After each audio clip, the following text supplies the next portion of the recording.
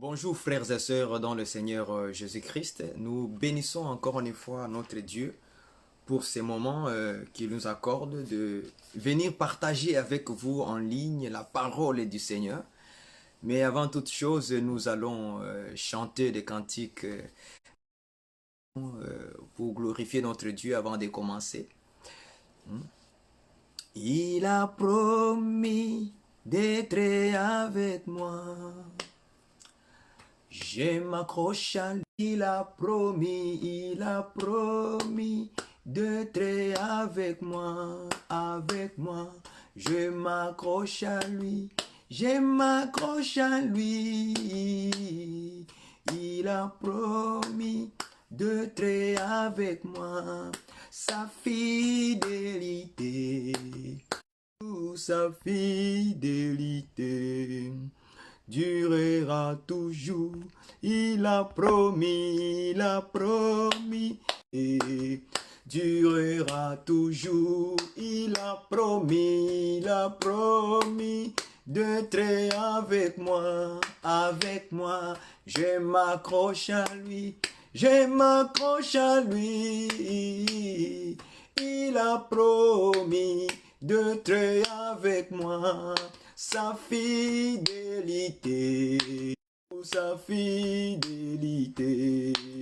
durera toujours. Il a promis d'être avec moi, avec moi. Je m'accroche à lui, je m'accroche à lui. Partager la parole du Seigneur, où nous allons encore une fois nous fortifier dans la voie du Seigneur. Parce que toute écriture de Dieu vient pour nous encourager, nous exhorter, nous enseigner. Ça vient nous fortifier des moments difficiles dont nous passons. Ça vient nous avertir, ça vient nous annoncer les choses à venir. Ça vient nous éclairer. Vous allez nous excuser pour la connexion, hein. Je pense qu'il y aura toujours des petites coupures de connexion, mais prenez courage, supportez-nous. Vous savez, supportez-nous. Je ne sais pas pourquoi la connexion joue un peu. Mais nous allons continuer encore à chanter pour attendre aussi peut-être les autres pendant quelques 10 minutes ou 5 minutes, je ne sais pas. Et en fait que nous puissions rentrer dans notre vif sujet que nous allons partager aujourd'hui, l'hippopotame. Vous savez, bien évidemment, Seigneur, moi j'aime la parole de Dieu. J'aime la parole de Dieu. Bonjour mon frère Christique. Bonjour. Hein, moi j'aime beaucoup la parole du Seigneur et j'aime la partager avec nos bien-aimés. Lorsque Dieu nous ouvre les yeux sur les Écritures, je viendrai toujours parce que c'est ça les ministères. C'est ce que Dieu lui parle à la montagne comme Moïse. Quand tu montes à la montagne auprès de Dieu, Dieu te montre les modèles. Il te montre, voici le tabernacle que tu dois dresser. Hein? Alors, un homme de Dieu qui monte à la montagne, il voit les tabernacles avec ses yeux, il examine les dimensions, et quand il finit d'examiner toutes ces choses, il descend sur la terre. C'est ça un vrai homme de Dieu. Il vient parler ce que Dieu lui a dit. C'est ça que Jésus-Christ avait dit.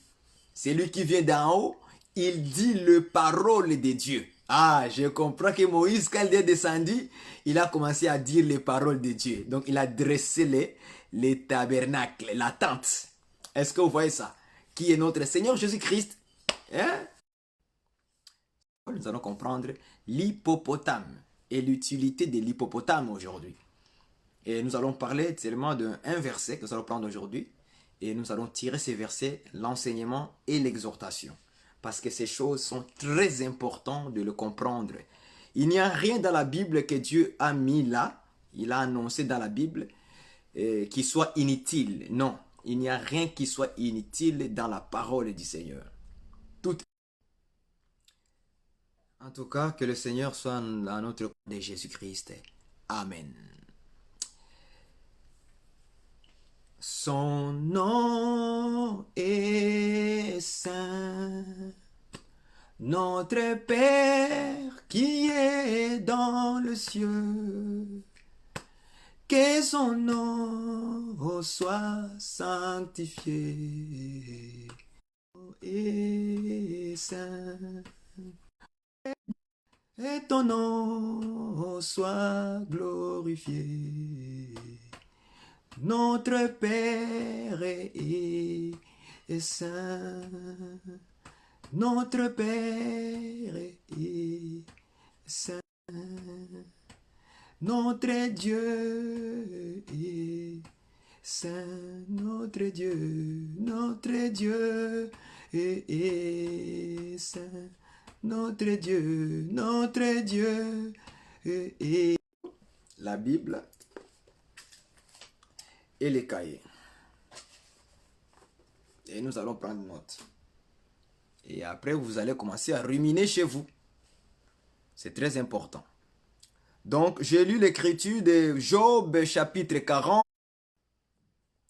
Vous allez vraiment me supporter. Vous allez vraiment me supporter avec la connexion. Vous allez vraiment beaucoup me supporter. Je lis dans Job, chapitre 40, versets 10 à 11. Voici l'hippopotame à qui j'ai donné la vie comme à toi. Il mange de l'herbe comme le bœuf. Verset 11. Les voici, sa force est dans ses reins, sa vigueur dans le muscle de son ventre. Nous allons nous limiter qu'au verset 11. Je vais commencer par dire ceci, avant de continuer plus loin. Vous voyez le chapitre 40 de Job, au verset 10 jusqu'au verset 19. Tous ces passages-là que vous voyez, ce sont des enseignements. Nous pouvons faire pendant tout un mois, verset par verset, expliquer ces enseignements ici, ces paroles que Dieu adresse à Job. On peut les expliquer pendant tout un mois, morceau par morceau, verset par verset. C'est tout un enseignement. Mais nous n'avons pas le temps aujourd'hui. On ne peut pas expliquer Job à partir du verset 10 jusqu'au verset 19 aujourd'hui, dans quelques minutes. Non. Est-ce que vous comprenez? Donc, c'est tout un enseignement que Dieu donnait. Il parlait de l'hippopotame. Vous savez, aujourd'hui, j'ai un peu du mal à comprendre beaucoup de frères. Ok? Lorsque nous venons expliquer les choses de la parole de Dieu, les gens disent que nous sommes orgueilleux. Les gens disent que toi, tu penses que c'est à toi, c'est que Dieu parle, que Dieu révèle de révélations. Or, ce n'est même pas, ce n'est pas ça. Dans notre cœur, nous ne le faisons pas avec une intention d'orgueil. Pour venir se montrer que, soit que nous nous connaissons plus que les autres ou quoi que ce soit. C'est une mauvaise conception sur le frère. Quand quelqu'un pense comme ça dans sa tête, comprend qu'il a une mauvaise intention. Ok? Quand les gens prêchent Jésus qu'il est l'agneau de Dieu, tous les pasteurs dans le monde entier, ils prêchent que Jésus est l'agneau de Dieu. Je n'ai pas encore entendu quelqu'un blâmer tous ces pasteurs-là. Que tu penses que toi, tu connais, tu as des révélations de Dieu. Mais lorsqu'on vient expliquer l'hippopotame, crocodile, là ça devient que non, nous sommes des orgueilleux. Or, ce sont des choses qui sont écrites dans la Bible. Ce sont des choses qui sont écrites dans la Bible. Et cela doit nous faire réfléchir. Pourquoi Dieu parle de l'hippopotame? Pourquoi Dieu parle de crocodile? Pourquoi Dieu parle de tel animal dans la Bible? Mais quand on parle de l'agneau, tout le monde, l'agneau c'est Jésus, donc tout le monde c'est déjà... Là-bas, il n'y a pas de l'orgueil. C'est quand on vient parler seulement de l'hippopotame ou de crocodile qu'on vient les expliquer, c'est rendu que nous sommes des orgueilleux. Vous voyez cette imagination-là, cette pensée-là. C'est une pensée charnelle, terrestre et diabolique. Au contraire, tu devrais acclamer le Seigneur d'avoir réussi la révélation, l'explication de ce que tu lisais, ça fait longtemps. Est-ce que vous voyez ça? Il y a des gens qui lisent cette écriture de Job 40, verset 10, l'hippopotame, mais ils n'ont jamais compris de quoi Dieu parle. Mais quand Dieu maintenant permet à travers un frère venir vous expliquer quelque chose que tu n'as jamais compris, ça fait longtemps, le frère est orgueilleux. Il pense que c'est lui seul qui a des révélations. Ça, c'est une pensée charnelle terrestre et diabolique. Je le répète encore. Pensée charnelle, terrestre, diabolique. Un vrai enfant de Dieu ne peut pas penser des choses comme ça à son frère. Tu devrais être éclairé dans la parole et dire merci Seigneur. Ça fait longtemps que j'entendais cette réponse. Je ne comprenais pas ces versets. Maintenant, le frère l'a expliqué. Et maintenant, je comprends. On acclame le Seigneur parce que ce n'est pas pour le frère, mais c'est pour Dieu parce que c'est le Saint-Esprit qui travaille dans le ministère. Ce n'est pas le frère. Est-ce que vous comprenez ça? Donc, c'était juste un peu de mise en garde pour des frères, des gens qui ont de mauvaises pensées comme ça, si nous. Et puis, ça risque de les amener en enfer. Ce n'est pas du tout bien. L'Écriture dit ceci. Voici l'hippopotame à qui j'ai donné la vie comme toi. Il mange de l'herbe comme le bœuf. Donc ici, Dieu nous explique ceci. Que voici l'hippopotame. Ceci me fait renvoyer, me rappeler l'histoire de Jean-Baptiste. Quand Jean-Baptiste a vu Jésus, dans Jean, chapitre 1, verset 29, il dit, voici l'agneau de Dieu. J'aime ça. Donc, Jean-Baptiste présente Jésus comme voici l'agneau de Dieu. Donc, il présente Jésus comme voici l'agneau de Dieu. Mais quand nous allons chez notre bien-aimé Ponce Pilate, Ponce Pilate, lui, il présente Jésus, il dit, voici l'homme. J'aime ça. Ponce Pilate, lui, il ne dit pas Jésus, c'est l'agneau. Ponce Pilate, il dit Jésus, voici l'homme. Jean-Baptiste lui dit, voici l'agneau. Est-ce que vous comprenez? Bientôt, on viendra vous expliquer voici les serpents qui ôtent le péché. C'est dans la Bible. Alléluia. Alléluia. Donc, la Bible, c'est la joie, frère. Donc, chaque homme de Dieu, chaque frère qui prêche, qui est appelé au ministère, il doit présenter Jésus-Christ à la manière que Dieu lui fait ouvrir les yeux pour voir Jésus. Donc un frère, un prédicateur peut voir Jésus comme un agneau.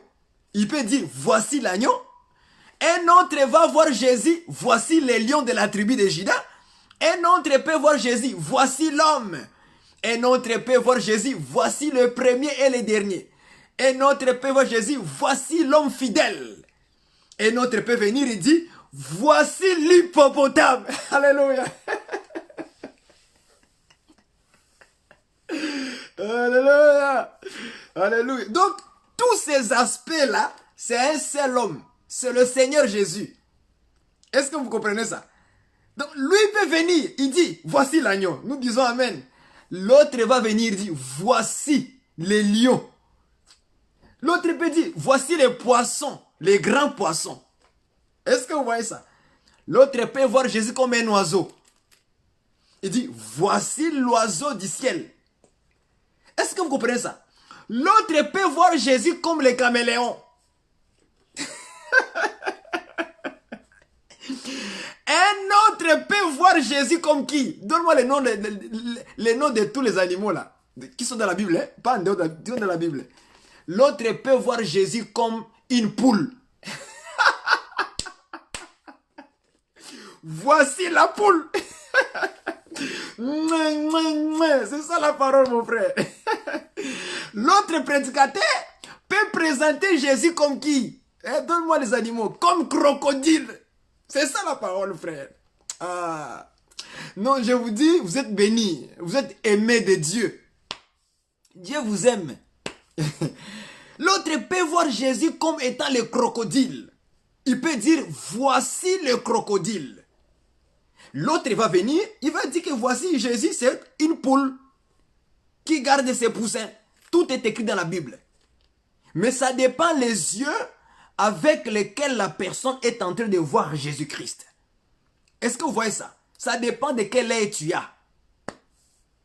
Dans quelle marche tu veux aller pour décortiquer Jésus, pour parler du Seigneur. Et je méditais là aujourd'hui la parole de Dieu. Quand je méditais, je me suis dit, mais Jean-Baptiste, lui, il a vu Jésus comme l'agneau. Mais tout le monde ne verra pas Jésus de la même manière, comme Jean-Baptiste. Jean-Baptiste, Dieu lui a permis seulement de voir Jésus comme l'agneau de Dieu qui ôte le péché du monde. Mais Moïse ne voit pas Jésus comme l'agneau, mais Moïse voit Jésus comme le serpent qui ôte le péché du monde. Est-ce que vous comprenez ça? Donc Moïse, lui, il a vu Jésus comme qui? Comme un serpent. Bientôt, je vais vous expliquer. Voici le serpent qui ôte le péché. Il y a un serpent dans la Bible qui ôte le péché. Comme Jean-Baptiste avait vu l'agneau qui ôte le péché. Je viendrai vous expliquer. Voici le serpent qui ôte le péché. Croyez au serpent. La Bible est l'Engikitoko. C'est ça la parole. Ah frère, je suis venu vous encourager dans ces moments de confinement, dans ces moments de quarantaine. Vous donner la foi, la joie de lire la parole. C'est ça qui va vous fortifier pendant ces moments-là de troubles, là, de coronavirus là. C'est la parole qui peut nous fortifier. C'est seulement la parole. Est-ce que vous comprenez ça? Est-ce que vous saisissez ça? Donc, dans Job 40, on nous dit ceci. Que voici l'hippopotame à qui j'ai donné la vie, le souffle. La vie, c'est le souffle. À toi, il parle à Job. Dieu parle à Job. Il dit à toi, l'homme, Job. J'ai donné la vie à l'hippopotame comme à toi. Donc, Dieu compare l'hippopotame à un homme. Et puis il dit, il mange de l'herbe comme un bœuf. Dans la Bible, le bœuf, c'est un serviteur. Donc on compare aussi l'hippopotame à un serviteur. Est-ce que vous voyez ça? Il compare l'hippopotame à un serviteur. Est-ce que vous comprenez ça? Voilà pourquoi nous disons que ceci, que toutes les Écritures rendent témoignage d'un seul homme, le Seigneur Jésus-Christ. Est-ce que vous voyez ça? Donc, l'hippopotame, si l'Écriture de Job 40, 10 à 11, rend témoignage de Jésus. Donc, l'hippopotame que nous voyons ici, c'est le Seigneur Jésus. Donc Dieu ici était en train de prophétiser sur Jésus. Est-ce que vous comprenez ça? Donc Jésus-Christ, c'est l'hippopotame. Voici l'hippopotame. C'est le Seigneur Jésus-Christ. Ce n'est pas quelqu'un d'autre. Dans Luc 24, verset 27, en commençant par Moïse et tous les prophètes, il leur expliqua dans toutes les Écritures ce qui lui concernait. Donc cette écriture, Job 40, 10 à 11, doit rendre témoignage de Jésus, doit expliquer le Seigneur, doit révéler la nature de Jésus dans l'hippopotame. Donc, je viens vous présenter, voici l'hippopotame, le Seigneur Jésus-Christ. Acclame le Seigneur. Acclame le Seigneur là où tu es. Une église qui passe le temps des exhortations matin, midi, soir. Vous ne pouvez pas comprendre Dieu dans sa marche dans la parole. Une église ne grandit pas avec des exhortations. Non. L'église grandit avec l'enseignement véritable. L'explication des Écritures. Lorsqu'on est en train de déchirer les Écritures devant vous, on vous révèle. Parce que les Écritures, c'est comme les lions. Il faut que quelqu'un puisse se déchirer ces lions et prendre le miel qui se trouve dans les lions. C'est ça qui va vous donner la douceur dans votre cœur lorsque vous allez les manger. Est-ce que vous me comprenez ça? C'est très important de faire ces choses. Donc, l'hippopotame véritable, c'est le Seigneur Jésus. Maintenant, voici ce qui est écrit. Au verset 11. Les voici. Sa force est dans ses reins. La force de l'hippopotame est dans ses reins. C'est dans ses reins où on trouve sa force. Est-ce que vous comprenez ça? Donc, comme l'hippopotame, c'est le Seigneur Jésus-Christ, donc la force de Jésus-Christ, ça se trouve dans ses reins. Dans ses reins. C'est là où réside sa force. Suivez-moi attentivement ici, frère. Parce que je vais aller d'abord expliquer Jésus et après je vais rentrer dans la doctrine. Et vous allez comprendre aujourd'hui. Est-ce que vous me saisissez? Donc, Jésus-Christ, sa force, c'est dans le rein. Où se trouve sa force? L'hippopotame, sa force c'est où? Dans ses reins.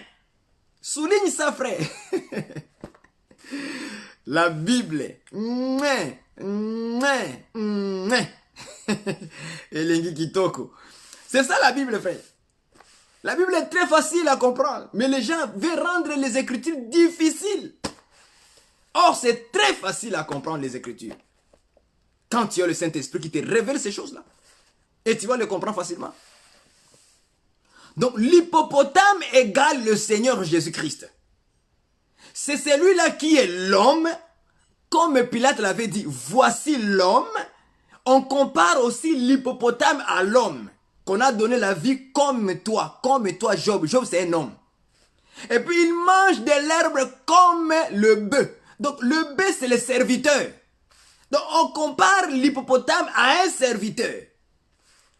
Or, le véritable serviteur, c'est le Seigneur Jésus. Le véritable l'homme, c'est le Seigneur Jésus. Donc, cet animal de l'hippopotame, cela signifie seulement Jésus-Christ. Parce que cette écriture doit rendre témoignage à Jésus. Voici l'homme, voici Jésus-Christ, le véritable hippopotame. C'est tout. Il n'y a rien de spécial là-dedans. C'est juste ça. Quand tu comprends ça, dis-moi, oh. Donc, tous les temps que j'ai lisé ça, là, donc c'était juste ça. Ce n'est pas compliqué. Très facile, hein? C'est ça l'affaire. Donc, la force de Jésus, la force du véritable hippopotame, c'est dans ses reins. C'est là où on trouve sa force. Maintenant, qu'est-ce que la Bible appelle rein? La force est dans ses reins. Donc quand il va aller dans ces reins-là, c'est là où il y a la force de l'hippopotame. Donc en Jésus-Christ, sa force est dans le rein. On va trouver un peu le rein. On va écrire le rein. On va Éphésiens chapitre 6, verset 14. Allons-y rapidement. Éphésiens rapidement. Nous ne serons pas longs aujourd'hui, c'est juste pour vous flasher un peu. Parce qu'avec ces écritures-là, il y a beaucoup de nourriture dans la maison du Père. Beaucoup de nourriture. Éphésiens chapitre 6, allons-y rapidement. Éphésiens 6, verset 14. Nous cherchons la force de l'hippopotame. C'est ça que nous cherchons. La force de l'hippopotame, ça se trouve dans ses reins. Comme l'hippopotame, c'est le Seigneur Jésus-Christ. Bonjour maman Julienne, servante de Dieu. Sois béni. Maintenant, nous cherchons le rein où se trouve la force de Jésus-Christ. Éphésiens chapitre 6, verset 14. On dit ceci. Tenez donc ferme. Ayez à vos reins la vérité pour ceinture. Soulignez ça. Ayez où? À vos reins. Qu'est-ce qu'il y a aux reins? La vérité pour ceinture. Donc, au rein, nous avons la vérité. Selon Éphésiens chapitre 6, verset 14. Ayez à vos reins la vérité. Donc la vérité se trouve où? Au rein. Quand nous retournons sur Job, 40, versets 10 à 11, on nous dit quoi? Que la force de l'hippopotame se trouve dans ses reins. Or, dans les reins, Paul lui dit, nous trouvons la vérité. Ah! Donc, merci Seigneur. Je comprends que la force de Jésus-Christ, c'est la vérité. Acclame le Seigneur. Acclame le Seigneur. Acclame la parole. Car c'est la parole qui se révèle elle-même. Tu n'as pas besoin de réfléchir dans la tête. Pas besoin, frère. Donc, dans le rein de l'hippopotame, nous trouvons la force. Paul, il dit, la force doit être où? Dans le rein. La vérité doit être dans le rein. En d'autres termes, la force de Jésus qui se trouve dans ses reins, c'est la parole, la vérité. Donc la vérité, c'est la force de Jésus. Voilà pourquoi lorsque Jésus marchait en Israël pendant les 30 ans, donc il ne disait que la vérité. En vérité, je vous l'ai dit. Vous voyez ça? Donc en net, il parlait de sa force. La vérité, c'est la force du Seigneur. C'est la force du crocodile qui se trouve dans ses reins.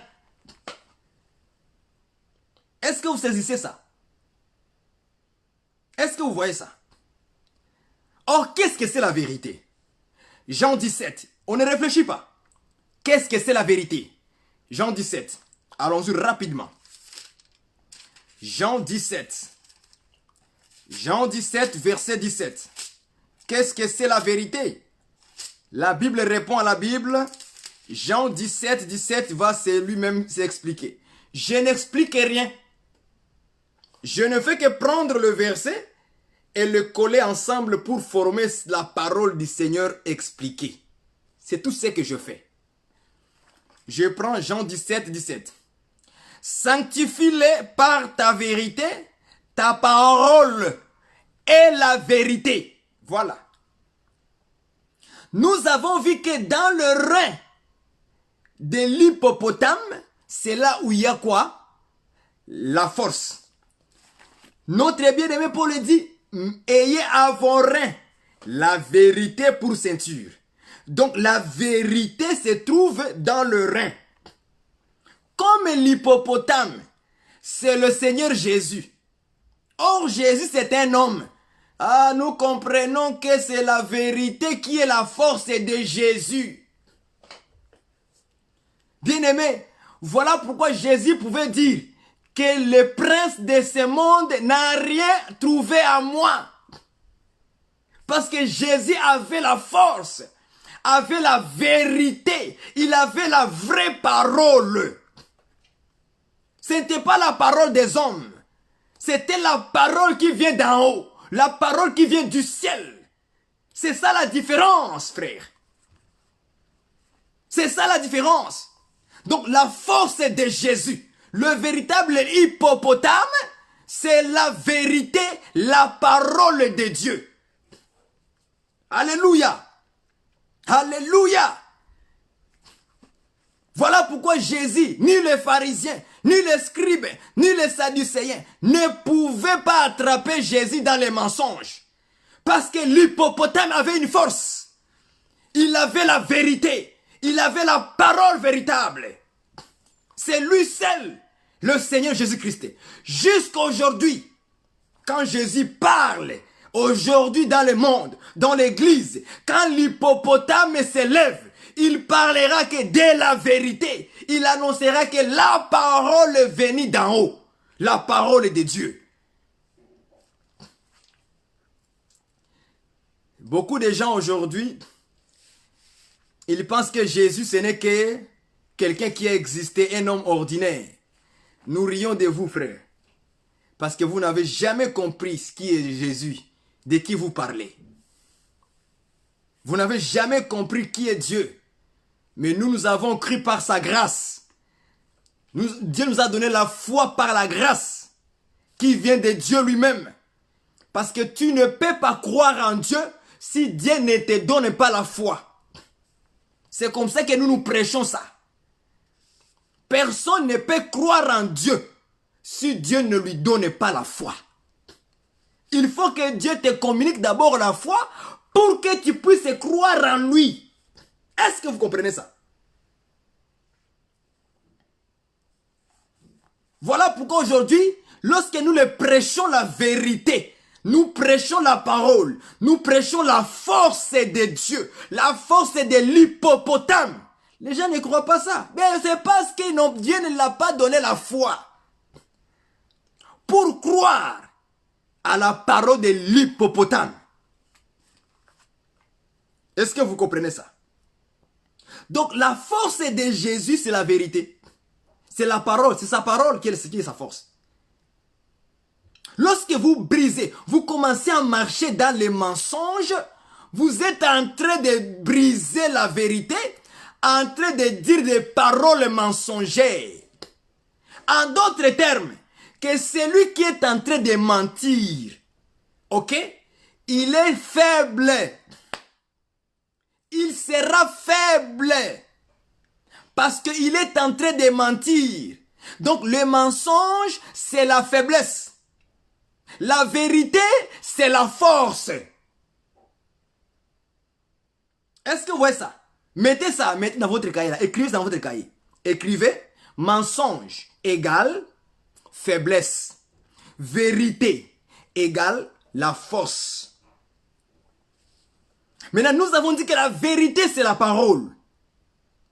Donc, toute parole mensongère, toute parole de mensonge, c'est une parole, c'est quelqu'un qui deviendra faible. Donc, tu seras faible. Une parole de vérité, donc tu as la force, tu seras fort. Est-ce que vous voyez ça? Très important de ces choses-là. Voici l'hippopotame que nous avons aujourd'hui. L'hippopotame nous assure la vie. L'hippopotame, il a la force avec lui. Voilà pourquoi lorsque nous lisons dans Job, toujours chapitre 40, au verset, allons-y au verset, je vais vous montrer ça rapidement. Job 40, au verset 18. Lisons ça. Job 40, 18. Écoute ce qu'on dit, hein? Toujours sur l'animal là. Le fleuve vienne, que le fleuve vienne à déborder, il ne s'enfuit pas. Que le Jourdain se précipite dans sa gueule, il reste calme. Oh. Donc l'hippopotame, lorsque le fleuve s'élève, il est toujours là. Il ne bouge pas. Vous voyez ça? Que le fleuve vienne à déborder, il ne s'enfuit pas. L'hippopotame reste stable. Que le Jourdain se précipite dans sa gueule, il reste calme. Je vais vous amener ça dans l'exhortation bientôt. Là, je parle encore d'abord de Jésus. Donc l'hippopotame, lui, il a la force dans ses reins. Il a la vérité. Il a la parole solide d'en haut. La parole est d'en haut. Il a ça en lui. Maintenant, au verset 18, on nous dit que le fleuve vienne à déborder. Il ne s'enfuit pas. C'est un animal bizarre. Que l'eau puisse entrer dans sa gueule. Il reste calme. C'est ça la nature de l'hippopotame. C'est ça la nature de Jésus-Christ, de Dieu lui-même. Dieu ne s'enfuit pas, même si les fleuves débordent. Dieu ne s'enfuit pas. Dieu le reste là, stable. Est-ce que vous comprenez ça? Frères et sœurs, voici le Seigneur Jésus-Christ. Que le fleuve déborde.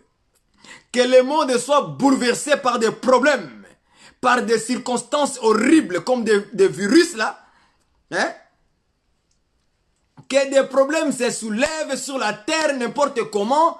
Jésus-Christ ne fuit pas. Il ne fuit pas, il est toujours là. Il ne fuit pas. Jésus est toujours là. Est-ce que Jésus est étonné des problèmes sur la terre? Nous disons non. Le Seigneur n'est pas étonné des problèmes sur la terre. Car c'est lui-même qui a créé toutes ces choses-là. Il a créé les cieux et la terre.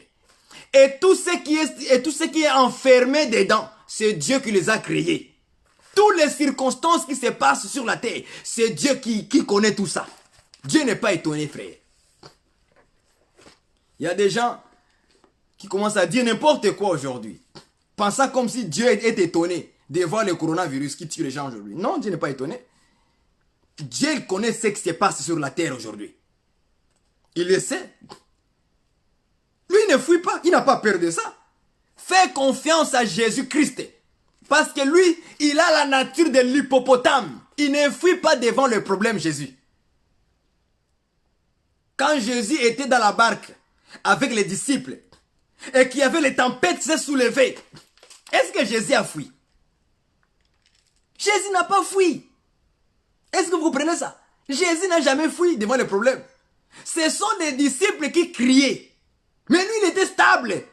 Malgré que la barque bougeait. La barque bougeait. Ça bougeait à gauche et à droite. Mais Jésus était en train de dormir. Il était stable.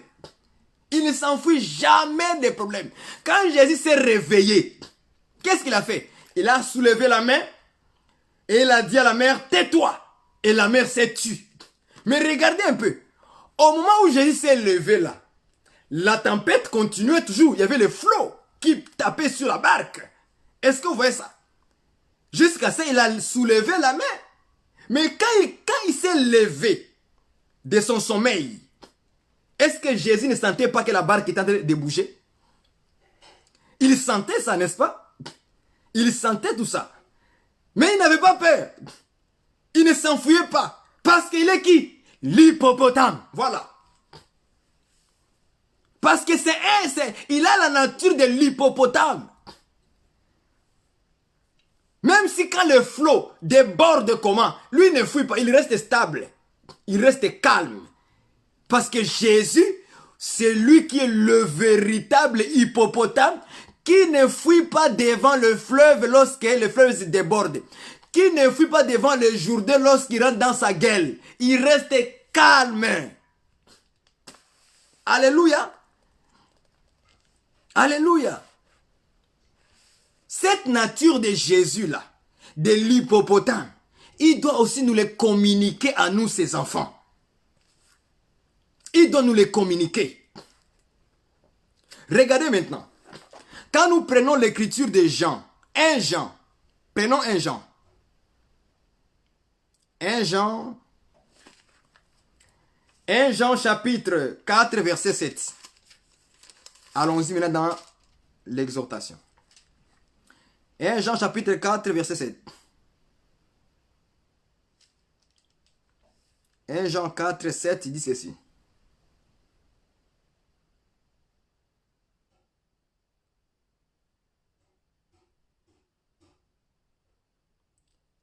Je cherche l'écriture qui dit ceci. Tel qu'il est,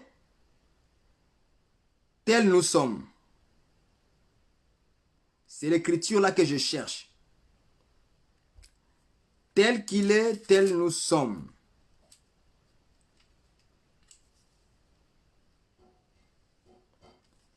La Bible dit ceci. Ok.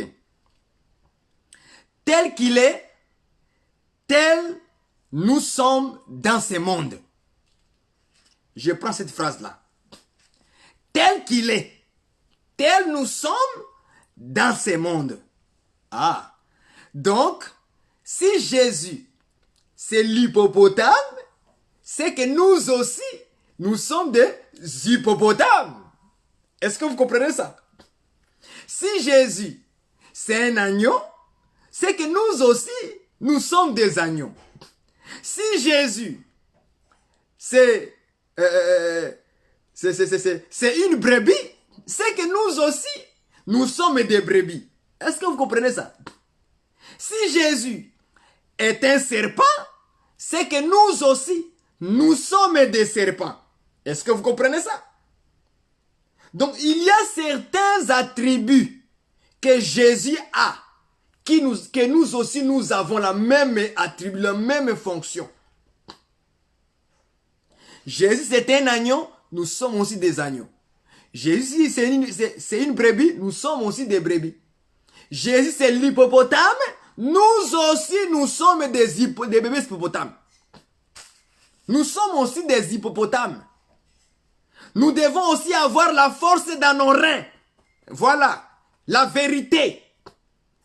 Nous devons avoir la parole, l'enseignement véritable comme la force que nous avons. Bonjour frère chéri. Est-ce que vous comprenez ça? Nous avons aussi la parole, la vérité, comme la force que les enfants de Dieu portent, les bébés hippopotames portent. Parce qu'un enfant de l'hippopotame, c'est aussi un hippopotame. Tel qu'il est, tel nous sommes dans ce monde. Comme lui, il est l'hippopotame, nous aussi, nous sommes des hippopotames. Merci ma soeur. C'est Jean chapitre 1, chapitre 3, verset 2.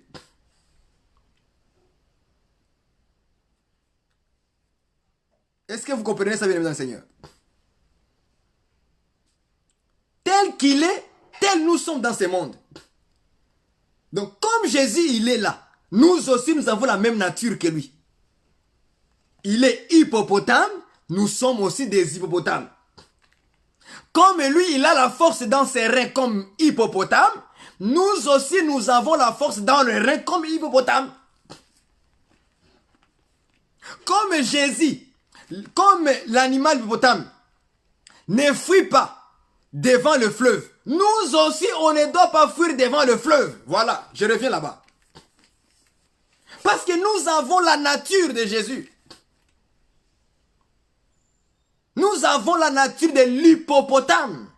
Que le Seigneur te donne la force de l'hippopotame. La nature de l'hippopotame, frère. Que tu comprennes ça. Lorsque les choses se soulèvent aujourd'hui, les choses là de coronavirus, de Covid-19, quand ça se soulève comme ça aujourd'hui, tu n'as pas peur. Peur de quoi? Peur de quoi? Tu n'as pas peur. Merci ma sœur Marie. C'est 1 Jean 4, 17. Hein? Tel qu'il est, tel nous sommes aussi dans ce monde. Comme Jésus, il est là. Comme Jésus s'appelle hippopotame, toi aussi, enfant de Dieu, tu es hippopotame. Donc tu ne dois pas fuir devant le fleuve lorsque ça se soulève. Ça se déborde. Les virus, là, c'est le fleuve. Dans l'exhortation. On peut dire que ces virus-là, c'est comme un fleuve qui se soulève dans le monde entier. Et tout le monde sont emportés par le fleuve. Mais toi, comme tu es l'hippopotame, qui ne fuit pas devant le fleuve quand ça déborde, tu ne fuis pas. Tu restes stable, calme, posé. Même si les journées rentrent dans ta gueule, quand ça te touche, tu restes calme, solide. Tu ne bouges pas. Je vois des chrétiens en train de paniquer, comme s'ils n'ont pas la foi. En train de paniquer. J'ai compris que ce n'est pas l'hippopotame. Non, non, non, non. Il n'a pas la nature. Il n'a pas la nature de l'hippopotame. Il n'a pas ça. Aujourd'hui là, je veux t'encourager frère, ma soeur, arrête d'avoir peur des virus. C'est rien ça. Ça va rien te faire. Ce virus là ne peut pas toucher les enfants de Dieu. Si Dieu n'a pas écrit que tu dois mourir de virus, ça ne peut pas te toucher. Parce que Dieu nous voit aussi comme l'hippopotame. Nous sommes solides. Les fleuves se soulèvent. Corona partout. Corona, corona, corona, corona, corona, corona, corona. Partout corona. On chante que corona aujourd'hui. Le Facebook maintenant est rempli de corona. Moi, je suis là, stable. Hein? Moi, je regarde seulement les gens. Les chrétiens. Pas les mondains, les chrétiens. Je les regarde. Corona, corona, corona, corona. Je dis, oh Seigneur, soyez solide, soyez l'hippopotame, restez calme. Restez calme. Il y a des choses dans le monde, ça peut venir, mais toi tu es stable. Ne soyez pas propre à parler. Garde-toi d'abord comme ça. Regarde les choses en face. Reste calme. C'est ça la manière d'un enfant d'agir. Comme l'hippopotame. Vous pensez que Jésus lui-même n'avait pas de problème à l'époque? Quand Jésus était sur la terre, il avait aussi des problèmes. Des pharisiens lui créaient des problèmes. Des sadducéens lui créaient, des docteurs de la loi lui créaient des problèmes. C'était comme des fleuves, mais lui il restait calme. Il ne bougeait pas. Comme le vrai hippopotame. Donc c'est le même enseignement que Jésus-Christ aujourd'hui nous donne. Il dit quand les problèmes se soulèvent, des persécutions, des tribulations, restez calme. Ne fuyez pas. Quand tu fuis, ça dit que tu es faible. C'est qu'en toi là, tu n'as pas la force au rein. Tu n'as pas la vérité au rein. Tu n'as pas la parole au rein. Tu n'as pas l'enseignement au rein. Tu as l'enseignement dans ta tête. Moindre des problèmes, tu es paniqué. Paniqué. Paniqué quoi, frère, ma soeur? Tu paniques quoi? C'est rien ça. Vous savez dans la Bible, hein, il y a des choses qui sont en train de venir. Le coronavirus, frère, laisse-moi vous dire un peu quelque chose de prophétie. Le coronavirus là, ce n'est rien ça. Comparément à ce qui va venir après là. Oh, ce n'est pas fini. Ce n'est que le commencement des douleurs. Le monde est en train de pleurer. Toi aussi comme enfant de Dieu, tu commences à pleurer aussi. Oh, ne pleure pas. Sois dans la joie. Merci Seigneur pour le coronavirus. Disons merci au Seigneur. Parce que pendant ces moments ici, il y a de l'enseignement que Dieu nous a ouvert les yeux. Il y a de l'enseignement qui se cache derrière. En même temps, il y a de l'enseignement. Les gens, les frères là qui ne priaient pas, qui ne jeûnaient pas, aujourd'hui, à cause de Corona là, ils ont commencé à jeûner et à prier. Beaucoup de frères qui ne savaient même pas comment conduire leur famille en prière et dans la parole. Aujourd'hui, à cause de Corona là, ils ont commencé à enseigner dans leur maison et à prier avec les enfants. Ils ont commencé à prier. Pourquoi? Parce qu'il fallait ces problèmes là pour les booster un peu. Il faut que Corona vienne pour le booster et dire, allez, commencez à prier. Donc derrière tout ça aussi, il y a de l'enseignement. Derrière tout ça, il y a de la prophétie. Derrière, donc il y a beaucoup de choses, derrière Corona, il y a beaucoup de choses. Derrière tout ça aussi, on peut voir comme étant le commencement, quelque chose que Dieu a été de nous montrer, comment ça va se passer après l'église. Parce que de vraies choses vont venir après l'église. Ça sera grave. Je vous dis frère, ça sera grave. Après l'église là, c'est grave. Ça c'est le commencement selon Luc 13.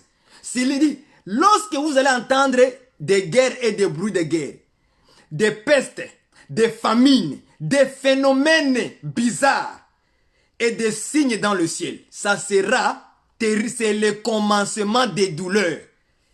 On n'a pas dit que c'est la fin. Frères et sœurs, si quelqu'un vous prêche que c'est la fin des temps, non, ce n'est pas la fin des temps. Ça, c'est quel enseignement, ça? Ce que nous voyons là aujourd'hui, le coronavirus là, ce n'est pas la fin des temps. Le commencement des douleurs. Les douleurs n'ont pas encore commencé. Ce n'est que le commencement. Est-ce que vous comprenez ça? Laissez-moi un peu vous parler de la prophétie pour vous encourager de vous attacher à la parole. Est-ce que vous comprenez ça? Donc, qu'est-ce que Dieu est en train d'enseigner pendant ce moment de coronavirus? Je vais vous expliquer. Partie A. Derrière le coronavirus, il y a un enseignement solide pour les enfants de Dieu. Quel est cet enseignement-là? Quand vous regardez bien, hein, cette affaire-là de fermer les écoles, les églises, fermer les magasins, tout est fermé. Les bureaux du gouvernement, tout est fermé. Est-ce que vous comprenez ça? Mais quand vous cherchez en profondeur, pourquoi on nous fait fermer tout? Tout rassemblement est fermé. Or, l'église aussi se rassemble pour prier, pour adorer, pour écouter la parole de Dieu. Donc, derrière ça, en réalité, ce n'est pas aux écoles, aux magasins qu'on est en train d'attaquer, mais plutôt à l'église qu'on est en train de chercher. C'est que l'ennemi est en train de chercher l'église. Mais aujourd'hui, il n'a pas encore l'autorisation de Dieu de se manifester exactement ce qu'il doit faire. Mais il commence déjà à flécher, à donner des flèches, des images. C'est l'église qu'on est en train de chercher, d'interdire l'église de prier. C'est ça que beaucoup de gens n'ont pas compris ça. Il a fait ça il a généralisé tout ça, mais en réalité c'est l'église qu'on est en train de chercher. Parce qu'il arrivera un temps où l'église véritable ne vont pas commencer à prier. On va nous interdire de prier. C'est ça ce que l'ennemi est en train de faire. Est-ce que vous comprenez ça? Je m'en vais dans la prophétie. Vous allez comprendre ça dans la prophétie. Daniel, le roi, je ne sais pas si c'était roi dans Daniel. Un roi. Il a interdit dans son royaume que quelqu'un puisse prier un autre Dieu que son Dieu à lui. Vous vous rappelez ça? Or, Daniel, ils étaient deux groupes. Il y avait un groupe de Daniel et un groupe de compagnons de Daniel. Tout cela n'est que des prophéties. Mais il faut avoir les yeux pour voir clair, pour que Dieu t'explique ça. Il y avait Daniel avec ses compagnons, deux groupes. Daniel ici représente l'église véritable. Ok? À qui il doit passer ces moments-là? On doit nous interdire de prier notre Dieu. Est-ce que vous voyez ça? Est-ce que Daniel a accepté? Selon la prophétie. Daniel n'a pas accepté. Il a fallu que Daniel rentre où? Dans les jugements. Dans un problème grave. Voilà maintenant Matthieu 24, Jésus-Christ avait dit. On vous amènera devant le gouverneur, en prison, en ceci. On vous fera du mal. Est-ce que vous voyez ça? Ça sera un moment où il faut qu'on puisse interdire l'église de fonctionner dans la société. Ça, c'est la prophétie, ça doit s'accomplir dans notre temps. Dans le temps de la grâce. Ça va s'accomplir. Maintenant, le deuxième groupe, c'est le compagnon de Daniel. Meshach, Abednego et Shadrach. Ça, c'est l'église aussi. Mais ces gens-là représentent tout simplement qui? Les vierges folles. Donc, la vierge sage, c'est Daniel, qui est l'église véritable. Mais la vierge folle, c'est les compagnons de Daniel. Est-ce que vous comprenez ça? Moi, je veux que vous puissiez saisir la prophétie dans Daniel. Donc, les compagnons là, et on les a dit de faire quoi? D'adorer la statue. Ah. Donc, il y avait deux choses. Après Daniel, quand Daniel est parti, il fallait que maintenant on impose aux autres d'adorer maintenant la statue. Comme les autres là, ils avaient l'enseignement dans leur esprit. Ils se sont dit non, non, non, non. Roi, nous ne pouvons pas adorer ta statue. Donc c'est le temps de la tribulation. La grande tribulation. Vous voyez que Daniel n'a pas été condamné avec ses compagnons. Donc ça dit que c'est l'enlèvement de l'église. Est-ce que vous voyez ça? Donc Daniel est parti. Derrière lui ici, il y a eu des vierges folles qui sont restées. Est-ce que vous voyez ça? Mais là, quand ils sont restés, on les a proposé de dire d'adorer qui? La statue. C'est ça la prophétie dans l'écriture de Matthieu 4, verset 25. Verset 5 plutôt. Le diable dit à Jésus, si tu m'adores et se prosterne devant moi, tous ces royaumes ici, je vais te les donner. Est-ce que vous vous rappelez ça? Tous ces paroles, ce n'est que des paroles prophétiques. Donc, le corps de Jésus qui est faible, mais qui a en lui le Saint-Esprit après, c'est les vierges folles. Et aussi, ils rentreront dans le royaume plus tard. Mais il faut qu'ils passent un moment de test de la tentation qui viendra sur la terre. Cette tentation-là, l'église, les sages ne verront pas ça. Mais c'est la folle, l'église folle là. C'est eux qui passeront ce temps-là. Et quand ils vont refuser d'adorer la statue, qu'est-ce qu'on va faire? On va les jeter dans le feu. C'est le jugement. Ils seront tourmentés. Ils seront frappés. Ils seront tués par l'épée, par la machette. C'est le temps de leur souffrance. Mais ils seront sauvés parce qu'ils n'ont pas obéi à la loi de l'antichrist. Est-ce que vous voyez ça? De la bête. Ils ne vont pas obéir à ça. Parce qu'en eux, il y avait l'enseignement. Je vous dis que, frères et sœurs, dans la prophétie, les gens qui vivront la grande tribulation, les gens qui vivront au temps de l'antichrist, vous allez souffrir. Vous allez subir le jugement sur vous. Vous allez passer un temps de tourment. Ça sera grave. Grave plus que ce que je vous dis là. Il ne faut pas souhaiter de passer ce moment-là, frère. Ma soeur, il ne faut pas les souhaiter. Sanctifie-toi. Cherche la face du Seigneur. On n'a plus le temps de blaguer.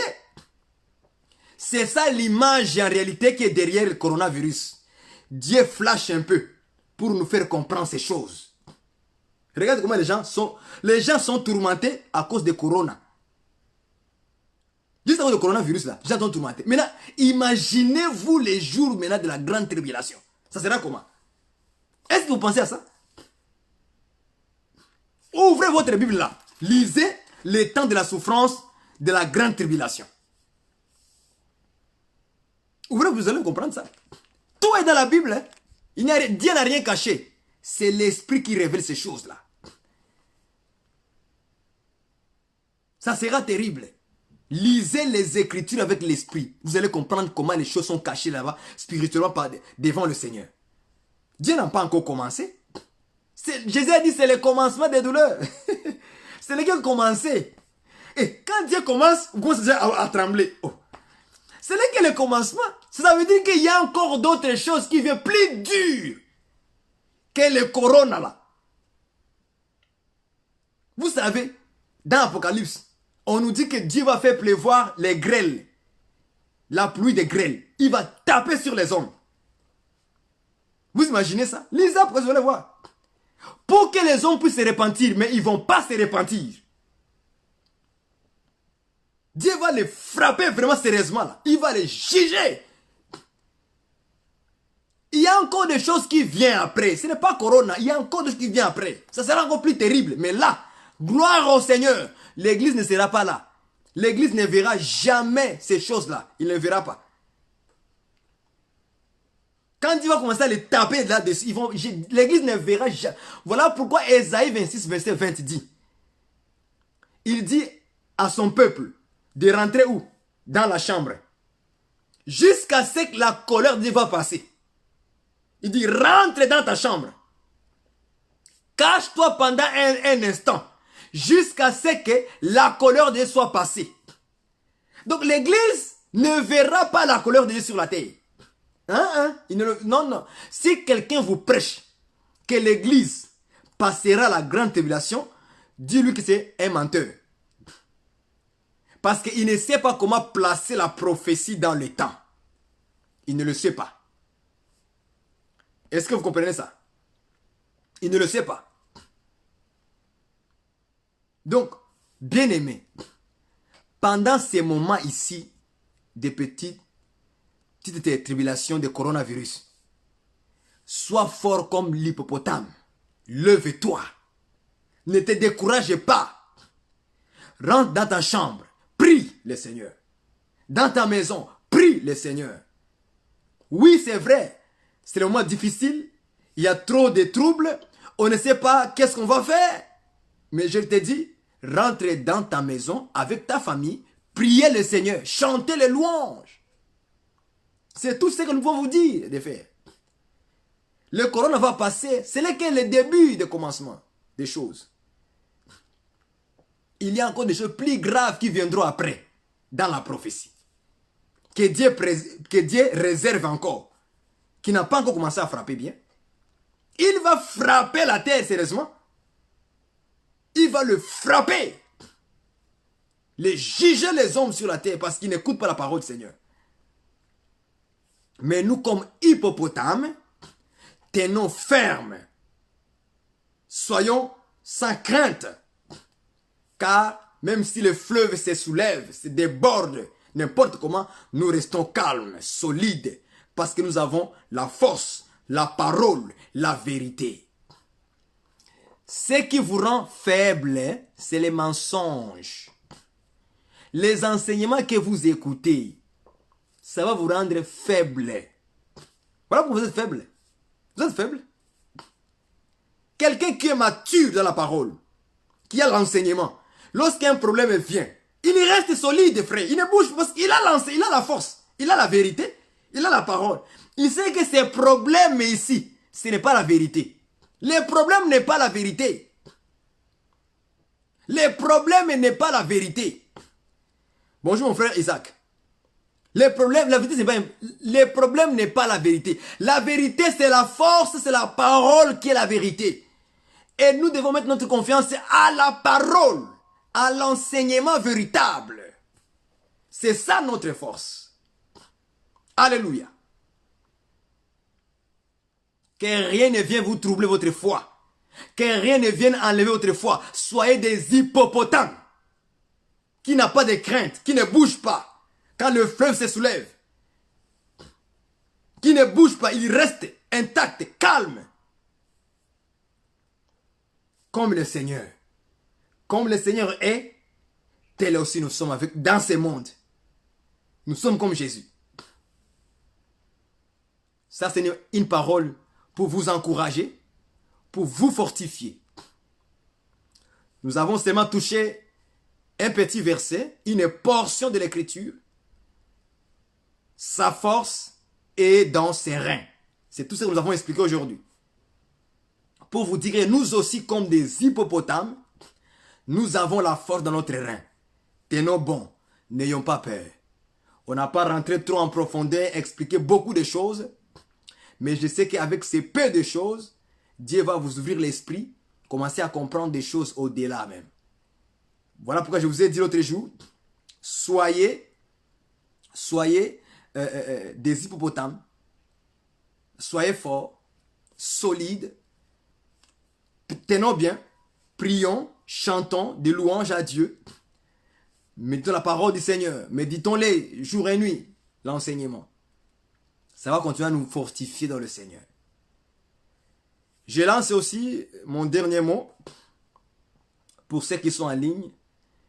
J'ai envoyé le message à tous nos frères et sœurs qui sont en Europe et en Amérique du Nord ou en Australie ou ailleurs, dans des pays entre guillemets, des pays qu'on appelle développés.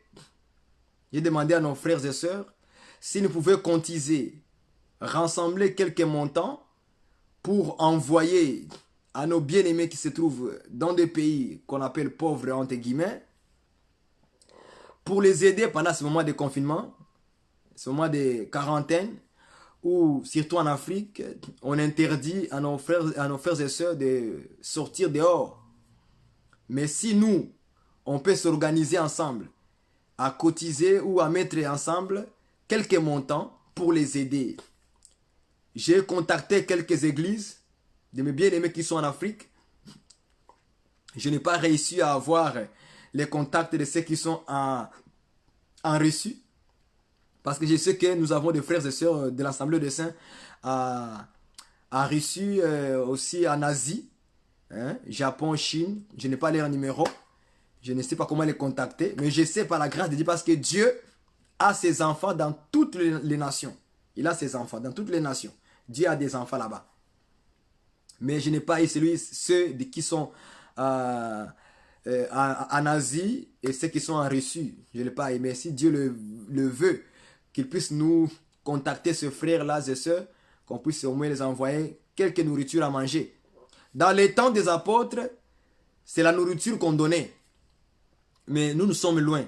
Nous sommes au Canada. Normalement, selon les Écritures, selon les Écritures, normalement, si les frères Isaac était avec moi ici, on aurait rassemblé cet argent, ou bien la nourriture, on donne ça au frère Isaac, on lui paye les tickets, lui, il va aller avec cet argent jusqu'à dans le pays où il doit aller déposer ça. C'est comme ça que les apôtres faisaient.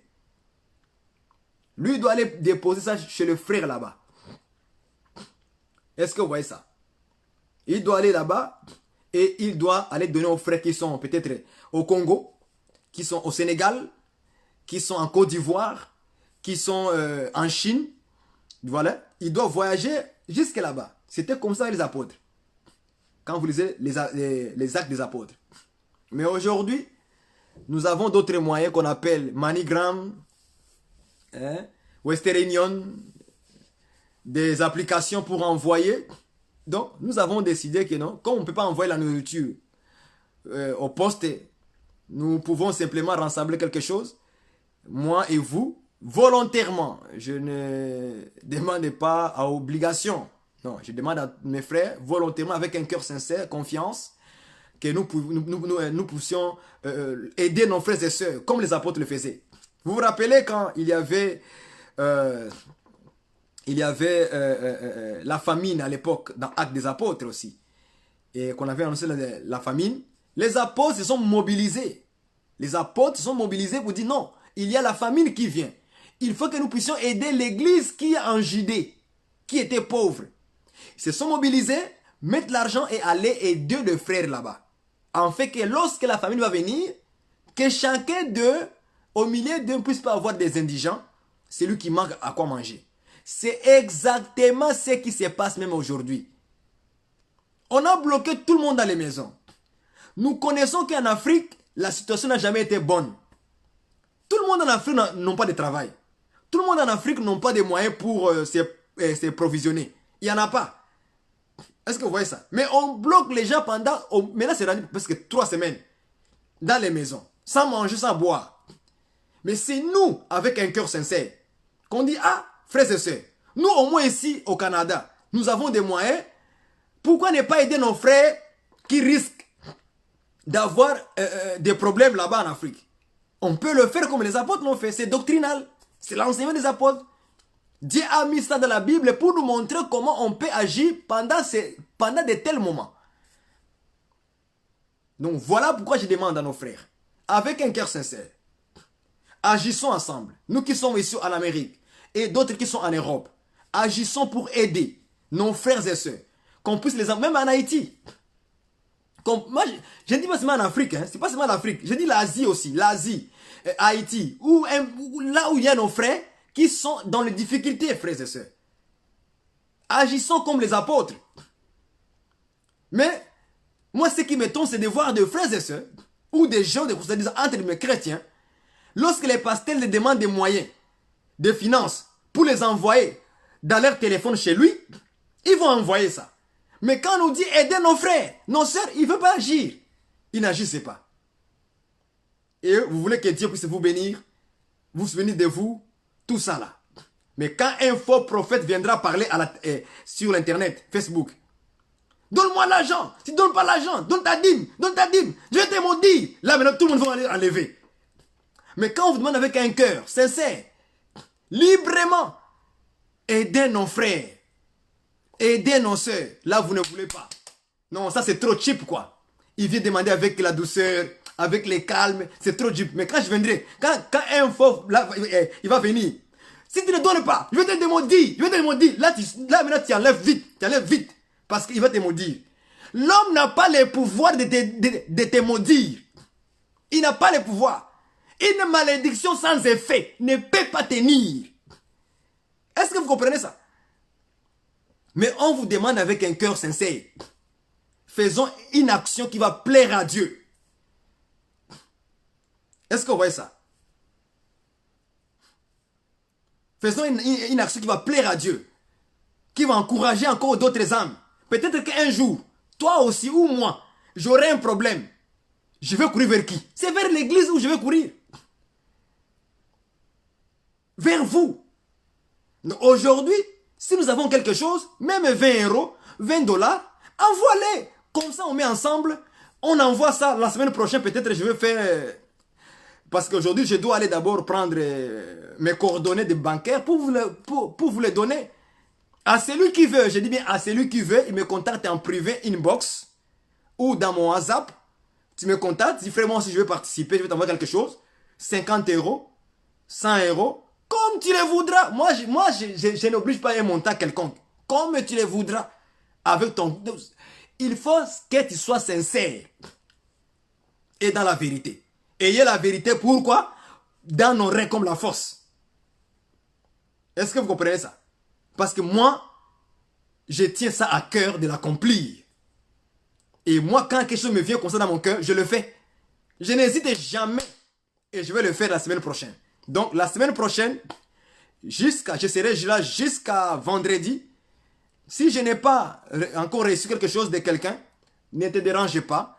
Ne te culpabilise pas.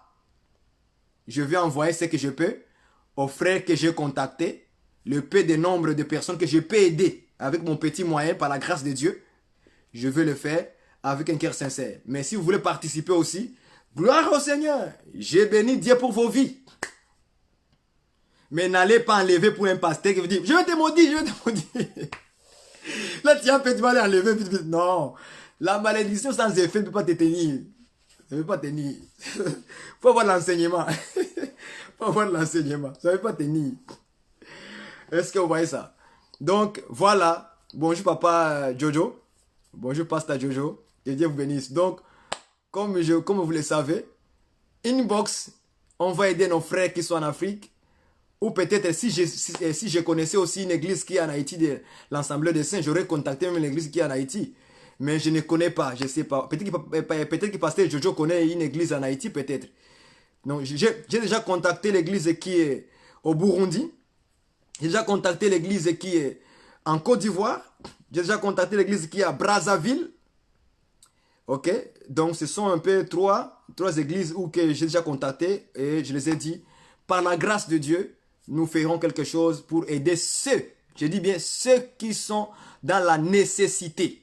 Donc, ceux qui sont dans la nécessité, nous allons aider pour partager avec eux. Donc, voilà un peu ce que nous avons à faire. Donc, je ne sais pas si pasteur Jojo connaît l'assemblée qui est en Haïti, peut-être. Il peut nous le signaler. Et puis, on va rentrer en contact peut-être avec eux pour savoir comment ils vont là-bas. Parce que moi, je sais que pasteur Jojo était un jour en Haïti, là-bas. Et puis, il a pu baptiser quelques frères et sœurs. Donc, nous voulons savoir d'abord leurs nouvelles par rapport à ces situations de corona. S'il y a quoi. Et puis, avoir des idées. Comment on peut s'organiser avec l'église dans le monde entier. Hein, nous tous qui sont là. Parce que je vous prends comme vous êtes l'église du Seigneur. Ensemble. Soutenons-nous dans les moments difficiles comme ça. Participons nos dons. Les biens que nous avons. Donc, si moi vraiment j'avais même... oui, voilà, pasteur Joe, nous avons une église des saints en Haïti. Et voilà. Donc, pasteur Joe vient de me confirmer qu'il y a une église des saints en Haïti.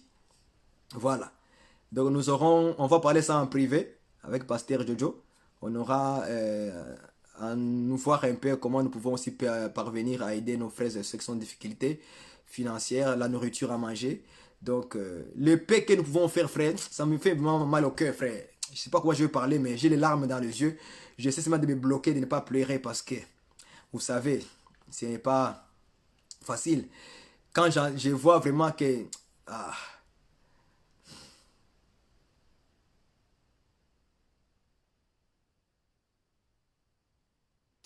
Quand je vois comment le frère souffre, je vais vous expliquer ça pour que vous compreniez pourquoi je me sens un peu triste comme ça. J'étais en train de prier, c'était quand, je pense que c'était quel jour là, j'ai prié, non, j'ai parlé avec ma femme au téléphone. Et pendant que j'ai parlé avec ma femme au téléphone, et puis du coup j'ai arrêté de parler avec lui, j'ai commencé à chanter des cantiques. Et pendant qu'elle chantait des cantiques, on était en ligne avec elle. Je commençais à chanter des cantiques.